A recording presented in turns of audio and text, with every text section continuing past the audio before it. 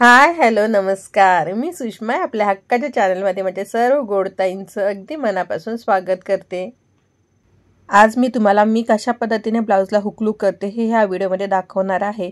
आणि तुम्ही जर माझ्या पद्धतीने हुकलूक केलेत तर तुमचा ब्लाऊज फाटेपर्यंत हुकलूक निघणार नाहीत ही मी गॅरंटी देते. त्यामुळे या व्हिडिओमध्ये तुम्हाला काही ना काही युजफुल नक्कीच बघायला भेटेल. त्यामुळे व्हिडिओ पूर्ण बघा आणि व्हिडिओ आवडल्यास नेहमीप्रमाणे लाईक आणि शेअर करायला सुद्धा विसरू नका. आपण लूक करताना सुरुवातीला धाग्याला गाठ मारतो आणि नंतर मग लूक करायला सुरुवात करतो.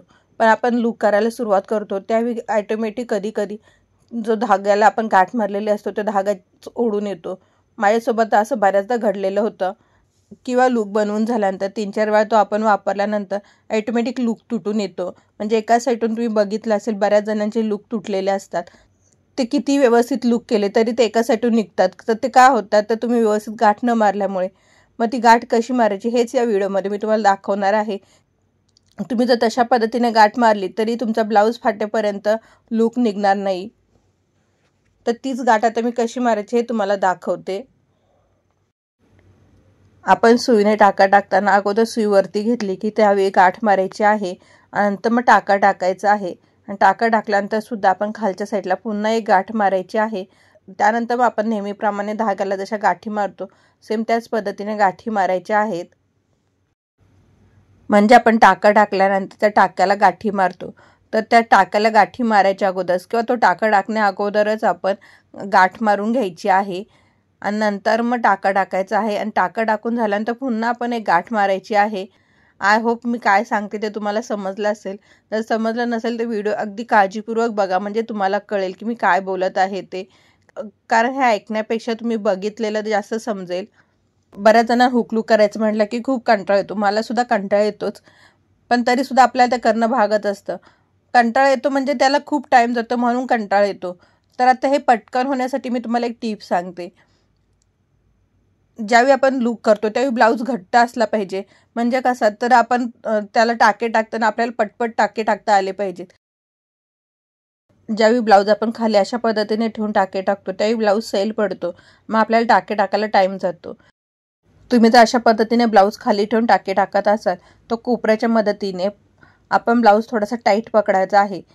किंवा आपला गुडघा असतो ना त्या गुडघ्यामध्ये आपला ब्लाऊज अडकवायचा आहे. आणि नंतर मग आपण पटपट टाके टाकायचे आहेत. तुम्ही हे करून बघा नक्की तुम्हाला फरक जाणवेल.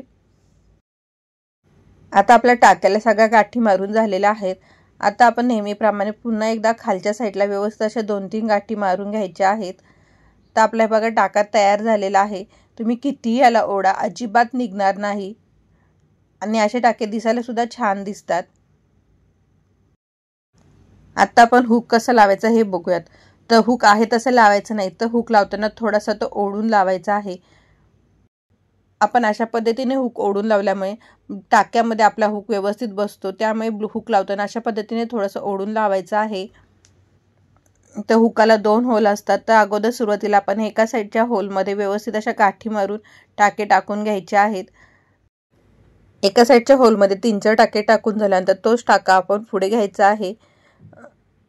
आणि पुढच्या साईडला सुद्धा आपण 2-3 टाके टाकायचे आहेत. नंतर तोच टाका आपण पुन्हा दुसऱ्या साईडला घ्यायचा आहे आणि तिथे 3-4 टाके टाकायचे आहेत. अशा पद्धतीने हुक आपण लावून घ्यायचा आहे. तुम्ही व्हिडिओ व्यवस्थित बघा म्हणजे तुम्हाला कळेल की मी काय बोलत आहे ते. तुम्हाला सुद्धा प्रश्न पडला असेल ना की मी अशा पद्धतीचा एवढा सोपा व्हिडिओ मी का बनवला. तर कसं असतं की सगळ्यांना सगळ्या गोष्टी येत असतात पण प्रत्येकाची पद्धत वेगवेगळी असते. तर एकमेकांच्या पद्धतीमुळे जर आपल्या ज्ञानात थोडीशी भर पडली तर ती चांगलीच गोष्ट आहे. आणि हे मी तुम्हाला शॉर्ट व्हिडिओमध्ये दाखवलं असतं पण कदाचित तेवढ्या गोष्टी मला सांगता आल्या नसत्या किंवा काही जणांना ते अगदी व्यवस्थित कळलं नसतं. म्हणून मी हा छोटासा व्हिडिओ बनवलेला आहे जेणेकरून मी व्यवस्थित आणि डिटेलमध्ये तुम्हाला सांगता यावं. तर ह्या हुकलूकवरती व्हिडिओ का बनवावा हे मला का वाटलं हे मी तुम्हाला सांगते.